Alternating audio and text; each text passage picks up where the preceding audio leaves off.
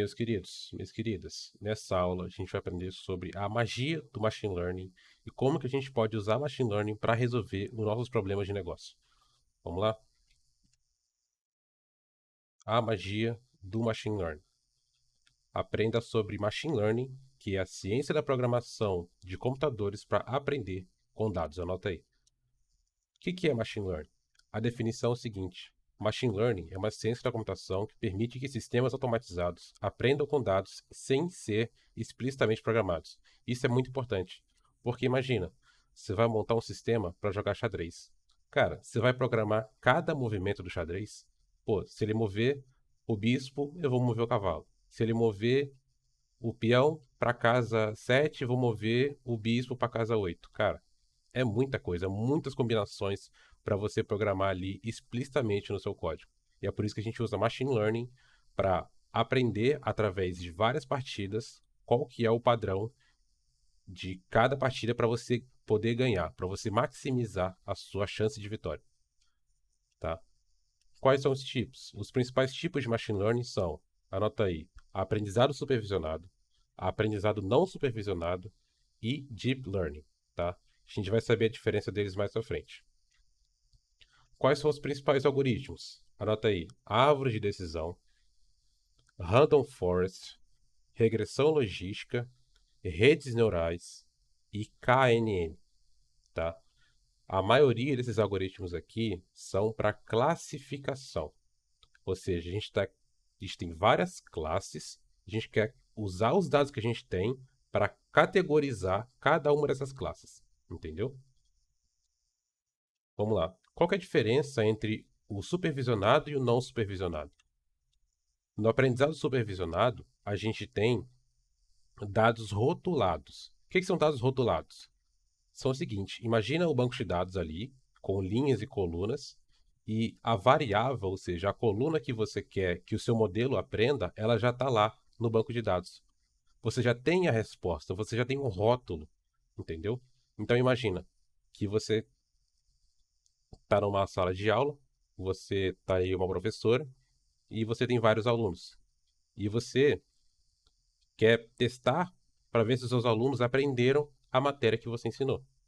E aí você chega para cada aluno e pergunta: aluninho, quanto que é 2 mais 2?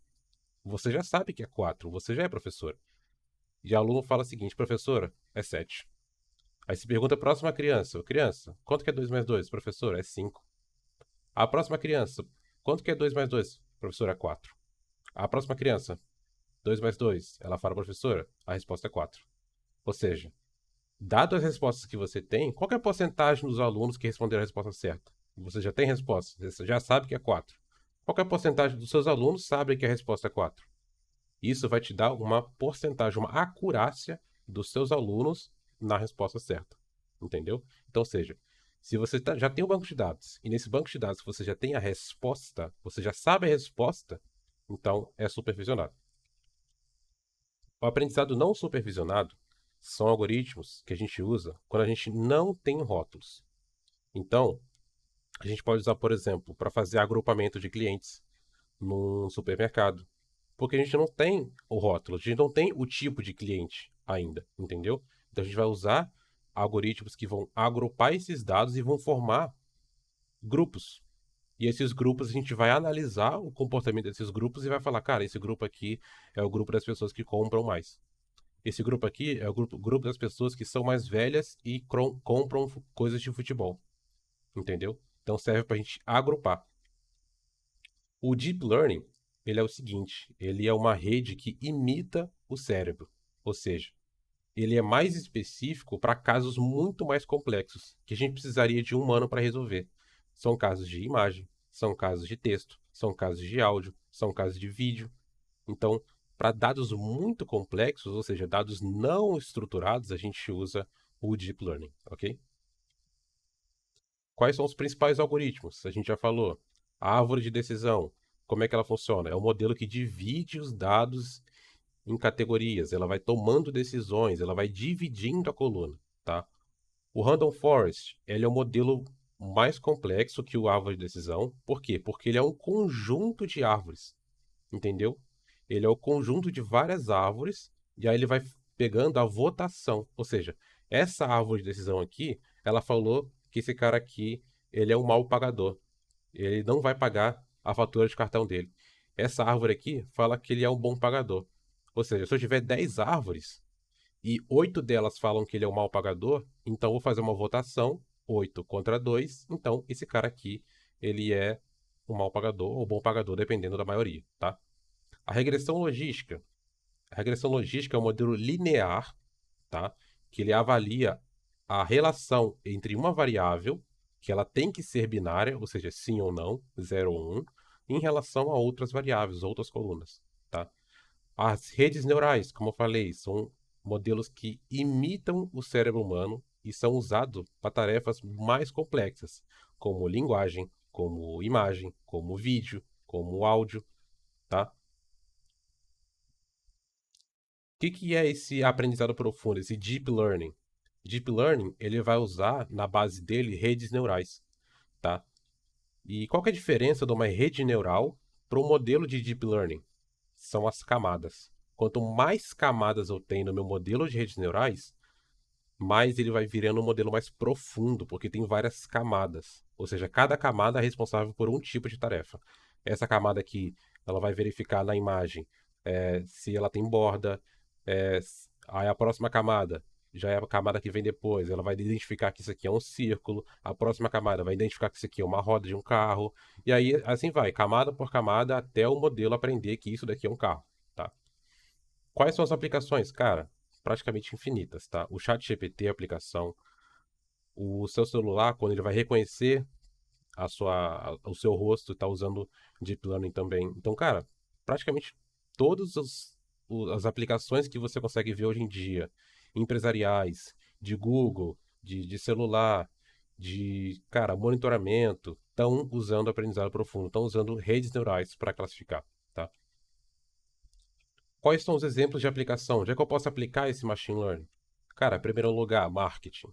Cara, eu posso analisar dados de cliente da minha loja para identificar grupos, tá? E desses grupos eu consigo fazer um marketing melhor, construir um público-alvo melhor, dar para eles analisar esse comportamento e dar para eles uma experiência personalizada. Eu sei que esse cara aqui ele gosta de futebol. Eu vou mandar um e-mail para ele. Eu vou mandar uma notificação para ele do meu aplicativo, para ele poder comprar mais, para eu conseguir converter mais clientes, tá? Em finanças, cara, principal aplicação de finanças é detecção de anomalias. Cara, imagina, você tem uma empresa de cartão de crédito e do nada, num dia, num domingo, tem uma compra lá de 10 mil reais. E isso chega pro banco e fala, cara, esse cara que comprou 10 mil reais, tá certo isso? Eu falei, cara, isso aqui tá estranho. Deixa eu bloquear essa compra aqui. E vou mandar uma notificação. Levi, a gente observou aqui, você fez uma compra de 10 mil reais, tá certo isso?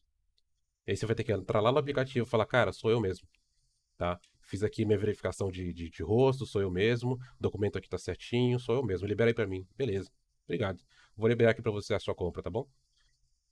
E é assim que eles funcionam, para detectar fraude, se um cartão for roubado, prever risco de seguro, tá? E a terceira aplicação é a ciência de dados, né? Que é a aplicação mais ampla, para analisar vários conjuntos de dados, conjuntos grandes, que a gente chama de Big Data, tá? E criar previsões precisas, usar modelos mais complexos para criar previsões mais precisas em grandes volumes de dados, é volume. Quais são as principais ferramentas que a gente usa para fazer machine learning? Primeiro, TensorFlow. Cara, disparado a ferramenta que a gente mais usa para desenvolver novos modelos, tá? O TensorFlow é uma biblioteca da Google, tá?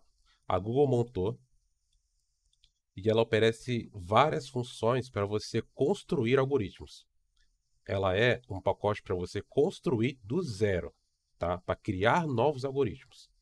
Então, ela é muito eficiente porque ela trabalha com a sua placa de vídeo, então ela faz várias coisas ao mesmo tempo. Ela precisa de desempenho para funcionar, tá?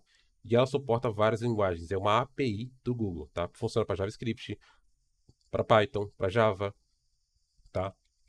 A gente tem o Scikit-learn, que ela é uma biblioteca que tem modelos já feitos para você, então você não vai ter que construir esse modelo do zero, tá? Se você quer usar uma árvore de decisão, por exemplo, se você quer usar um random forest, por exemplo, ela já está lá pré-configuradinha, só precisa passar os argumentos para ela. Cara, eu quero que você faça desse jeito, eu quero que você use essa métrica, quero que você use esse critério para mim, tá? Então, ela facilita muito esse desenvolvimento de modelos de machine learning no seu dado, né? Ela já tem modelos pré-criados ali e você pode aplicar eles diretamente no seu dado, tá?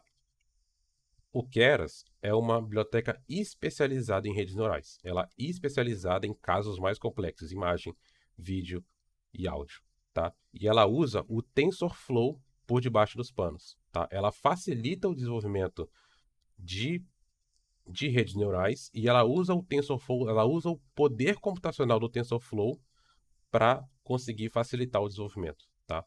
Então, se você quiser um desenvolvimento mais rápido, mais dinâmico, o Keras é a resposta, ok? Então, vamos para a demo, vamos fazer aqui um projetinho no Titanic, tá bom? Então, aqui eu tenho o meu Google Colab, estou aqui com o meu Titanic, baixei os dados aqui do meu Titanic, aqui está meu dicionário de dados, aqui eu estou com minhas ferramentas aqui, eu estou usando aqui o Pandas, eu vou usar aqui o sklearn para fazer aqui a minha árvore de decisão, tá bom? Vou usar aqui algumas métricas, tá? Vou usar aqui a acurácia, vou usar aqui o recal, vou usar aqui a precisão e vou usar aqui a matriz de confusão, tá bom? Vou rodar aqui. Isso aqui é para conseguir visualizar a minha árvore de decisão, tá? Então, vou baixar aqui os dados, vou ler aqui como CSV e vou dar uma olhada aqui como é que está o cabeçalho. Então, aqui a gente tem o ID do passageiro, aqui se ele sobreviveu ou não, essa aqui que é a resposta. Lembra que eu falei? Se meus dados aqui em minha planilha já tem a resposta, se eu sei se ele já sobreviveu ou não, então é um aprendizado supervisionado, tá bom? Aqui a gente vai querer saber se a gente consegue acertar se a pessoa sobreviveu ou não, baseado nas outras colunas, que é a idade, que é a classe que ela tá, se quanto que ela pagou no ticket dela. Então aqui a gente tem a classe, né? Então, a primeira classe é a classe lá das pessoas mais ricas, a terceira classe é a classe das pessoas mais pobres.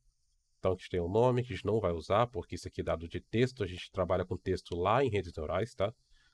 Aqui dados de sexo, idade, quantos irmãos e esposas, quantos parentes e crianças. E aqui o quanto que ela gastou no ingresso dela e se ela tem uma cabine e aonde que ela embarcou, qual foi o porto que ela embarcou no Titanic, tá? Então eu vou dar uma olhada aqui na variável de sobrevivência, tá? Usei aqui o describe e que ele me mostra a média, ou seja, 38% das pessoas sobreviveram, tá? Menos da metade. Tem aqui o desvio padrão, tá bom? E aqui eu vou construir meu gráfico para conseguir analisar melhor. Então, esse gráfico aqui, ele é o seguinte, eu peguei todas as pessoas que não sobreviveram, eu estou pegando a idade e eu quero fazer o histograma. Então, esse vermelho aqui são as pessoas que não sobreviveram e esse azul são as pessoas que sobreviveram. E aí dá para ver o insight aqui que pessoas mais jovens aqui, ó, de 0 a 5 anos mais ou menos, sobreviveram mais. Ou seja, quer dizer que pessoas mais jovens sobrevivem mais do Titanic, tá? E aqui eu posso ver por sexo. Então aqui eu tenho sexo feminino e masculino. E olha só que interessante. Vou dar um zoom aqui. Eu tenho aqui 74% das mulheres sobreviveram contra 20% dos homens, né? Então, uma grande maioria das mulheres sobreviveram ao Titanic, enquanto uma grande maioria dos homens não sobreviveram. Tá? Então já estou começando a montar aqui minhas hipóteses. Pô, será que mais jovem? Será que mulher ou homem? Entendeu? Estou verificando aqui dados nulos, tá? Então tenho vários dados nulos aqui na idade, vários dados nulos aqui na cabine, tá? E eu vou tratar isso mais à frente. Estou fazendo mais análises aqui. Eu quero analisar, será que a classe que a pessoa tá, primeira, segunda, terceira classe, influencia na porcentagem de sobrevivência dela? E aqui a gente vê, né? A primeira classe, quase 70% das pessoas sobrevivem, né? Quanto a segunda classe, menos de 50%, e a terceira classe, pior ainda, menos de 30%. Então, eu estou conseguindo ver uma relação aqui. Então, se a pessoa for mulher, se a pessoa for jovem, E se a pessoa for a primeira classe, quer dizer que ela tem mais chances de sobreviver.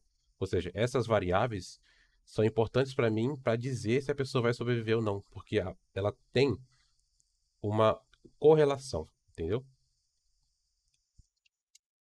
Aqui, aonde a pessoa embarcou, qual porto que ela embarcou, será que faz diferença? A gente consegue ver que faz diferença. Se a pessoa embarcou aqui no porto C, ela tem mais de 50% de chance de sobreviver. Por que será? Né? E aí você tem que pesquisar um pouquinho mais, olhar na história, olhar nos livros, o que aconteceu, quem que é esse porto, onde é que é esse porto, o que aconteceu com as pessoas ali dentro do navio, tá? Só que essa variável aqui ela é importante. Por quê? Porque ela está desequilibrada. Ou seja, não é todo mundo, é 30% todo mundo.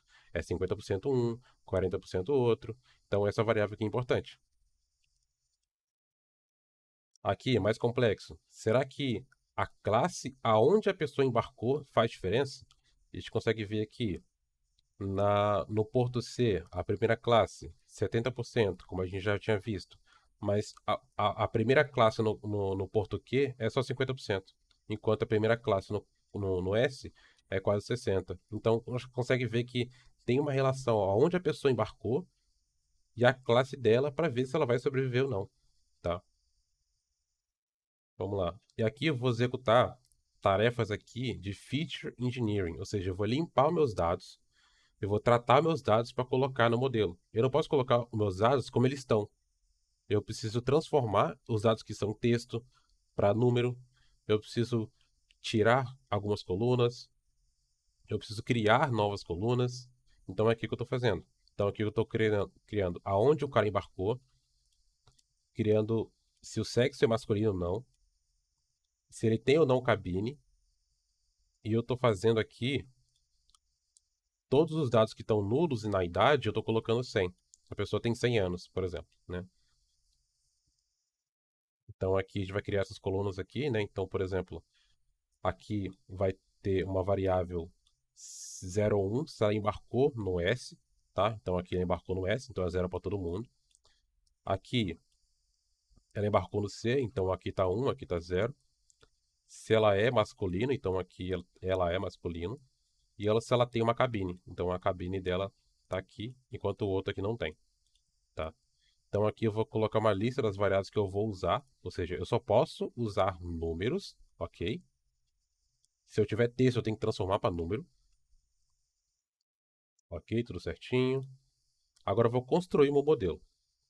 Aqui eu vou chamar aqui essa classe, tá? Decision Tree, que ela é um classificador. Ou seja, eu vou classificar entre as pessoas que sobreviveram e as pessoas que não sobreviveram, tá? E esse aqui é um argumento muito importante, porque eu vou falar, cara, qual que é o critério que eu vou usar para criar a minha decisão? Como é que funciona essa decisão? Eu vou escolher uma coluna e aí eu vou quebrar essa coluna no meio. E aí eu vou ter duas colunas, né? Eu vou ter, assim, a mesma coluna, só que em duas partes. E aí eu vou fazer o seguinte cálculo. Será que nessa parte aqui tem mais pessoas que sobreviveram ou não sobreviveram do que nessa classe? Será que tem um desequilíbrio? O que é o desequilíbrio? Eu tenho muito de uma classe e pouco de outra. Se eu conseguir esse desequilíbrio, quer dizer que eu consegui separar bem as classes entre uma pessoa que tem, que sobreviveu, e outra pessoa que não sobreviveu. Então, se eu tenho mais que um do que outro, ou seja, desequilíbrio, uma entropia baixa, daí que vem essa palavra entropia, ou seja, eu quero diminuir a entropia. O que é entropia? Entropia é uma métrica que metrifica a impuridade do meu dado, tá? Então, o que significa impuridade? Você pode pensar, por exemplo, no bem e no mal, né? Uma pessoa que ela é pura, ou ela é puramente boa, ou ela é puramente ruim. Uma pessoa que é impura, ela tem equilibrado, tá? Ela tem tanto bom quanto ruim, 50%. Então, eu quero diminuir essa entropia. Eu quero que ela seja pura, eu quero que ela seja mais pura. Então, tem que ser mais de uma classe tanto sobreviveu quanto mais de outra classe não sobreviveu. Então, se eu conseguir separar e diminuir essa entropia, criar essa puridade, né, diminuir a impuridade, quer dizer que eu fiz uma boa decisão, entendeu? Então, eu fiz uma boa decisão, eu consegui separar bem os dados entre classes mais puras, mais de uma classe só, tá? Aqui, esse random state é só para eu fixar a aleatoriedade, tá? Então, esse modelo sempre vai rodar do mesmo jeito. Então, se você usar esse notebook aqui, você vai ter os mesmos resultados que eu, tá? E esse daqui eu quero falar que a cada split, que a cada decisão, eu quero que seja no mínimo duas por, por nozinho, né? A gente vai ver o que é o nozinho, tá? Mas é só um argumento aqui, eu posso usar vários outros também, tá?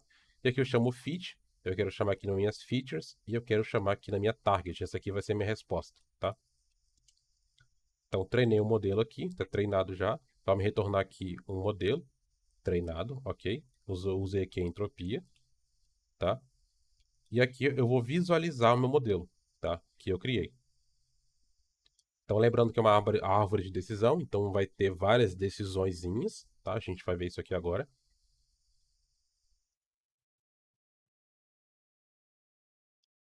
Tá aqui, ó. Esse daqui é o nosso modelo que a gente criou, tá? E vou virar para cima. Então, a primeira decisão que ele fez foi o seguinte: você é mulher ou você é homem? Por quê? Porque essa decisão é a que tem a menor entropia. Porque quando eu divido entre mulher e homem, cara, 74% das mulheres sobreviveram, enquanto 20% dos homens sobreviveram. Então, essa é uma variável muito boa para eu separar as minhas classes, porque ela que tem a menor entropia. Então, aqui para cá é o verdadeiro, ou seja, o que significa é masculino menor que 0,5? Lembrando que essa variável ela é 0 e 1. Então, se ela é menor do que 0,5, ela é 0. Então, se é 0, é feminino. Então, se ela é feminino, verdade, aí eu vou tomar a minha próxima decisão, que é a classe da pessoa. É primeira classe, segunda classe ou terceira classe. Aqui dá para ver que o P-class, ou seja, a classe da pessoa, ela é menor do que 2,5. Nessa primeira linha aqui. Ou seja, essa pessoa, ela é da classe 1 ou 2? Ela é menor do que 2,5? Se sim, ela vai para esse lado, ou se não, ela vai para esse lado aqui de baixo, tá? Aí a próxima pergunta: quanto que a pessoa pagou no ticket dela? Foi menos de US$ 23? Se não, ela vai para aqui para a direita, foi para cá.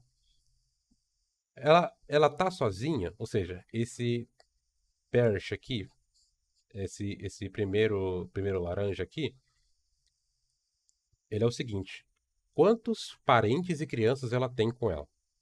É menor do que 0,5? Quer dizer que ela está sozinha? Não, não está sozinha. Então ela vai para a direita de novo. E aí vem de novo. Quanto que ela pagou no ticket dela? Foi menor do que 31? Se não for, ela vai para a direita de novo. E aí vai mais uma pergunta. Quanto que ela pagou? Ela pagou US$ 32. US$ 32 ou mais? Sim ou não? Se ela for para a direita, ela fica nessa classe aqui. Essa é a primeira classe aqui de sobrevivente, tá? Ou seja, é uma mulher, ela não está sozinha e ela pagou caro porque ela tá na primeira classe, tá? Então, é assim que ele vai tomando as decisões. E aqui, cara, tem uma ramificação imensa de decisões que ele vai tomando. E cada decisão, ele usa essa entropia, essa métrica, para decidir a puridade do, do meu dado, tá? Eu quero o mais puro possível, uma classe só. Aqui a gente vai avaliar o nosso modelo, a gente vai calcular algumas métricas aqui. Então vou calcular aqui as métricas, tá? A primeira métrica aqui é a minha matriz de confusão, tá? Então, nessas linhas aqui, eu vou ter qual que é o verdadeiro, então sobreviveu ou não, e qual que o modelo acha que é verdade. E aí é o seguinte, essa primeira aqui é os caras que não sobreviveram e o modelo falou que ele não sobreviveu, ou seja, ele acertou, tá? Esse cara aqui de baixo é os caras que sobreviveram e o modelo falou que ele sobreviveu, então ele acertou, tá? Esses caras aqui são os erros que estão na diagonal, tá?